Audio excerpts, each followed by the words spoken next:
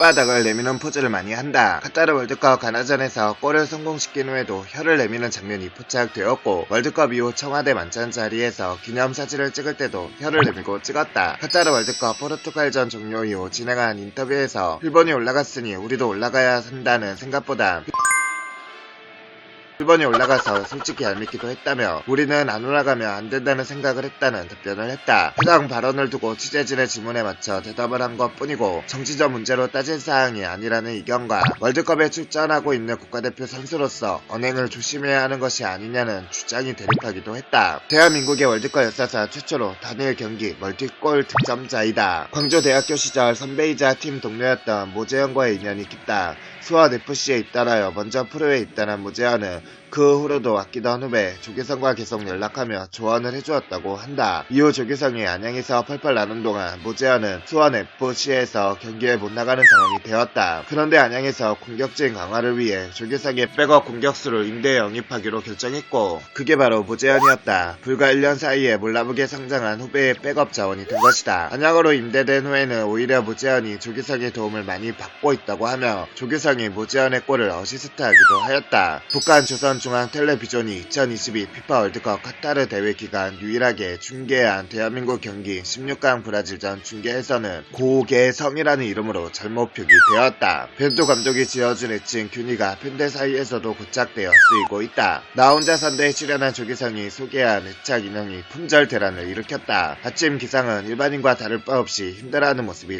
담겼다. 당일잔이 살이 잘 찌는 체질이라면 이쪽은 먹어도 살이 죽어라 안 찌는 체질이다. 운동선수답게 입긴 대식하고 식욕도 상당한 편이지만 안 찐다는 말은 즉슨 근육도 지독히 안 붙는 체질이라는 것이라서 벌크업을 그토록 원했던 조규성에게는 상당히 고역이었을 것이다. 심지어 학장 때는 아예 마른 체형이라 감독의 몸을 키우라는 지시에 밥을 산처럼 쌓아놓고 먹었다고 한다. 집안이 가난했다고 한다. 실력조차 중학교 때는 거의 백업에 가까운 선수였던지라 안양 고고 진학 후 축구를 그만두려 했지만 재학 중에 프로 유스로 바뀌고 우선 지명후 광주대로 진학했는데 감독을 잘 만나서 포텐이 터지기 시작했고 결국 프로 입단에 성공했다. 심지어 국가대표 선발도 올림픽 대표가 처음이었다고 한다. 즉 연령별 대표 경력이 거의 전무하다시피 한 것으로 어찌 보면 실력과 성실함도 있었지만 운이 굉장히 좋았던 케이스다. 학교들을 보면 알겠지만 두 학교 다 비주류에 가까운 학교들이었기 때문 2022 카타르 월드컵 포르투갈전이 끝나고 기쁨을 주체 못해 이강인에게 볼 뽀뽀를 했는데 폭발적인 반응을 불러왔다. 청와대 만찬 자리에서 행사 사회자가 조규성에게 국가대표팀에서 자신이 가장 잘생겼다고 생각하느냐고 묻자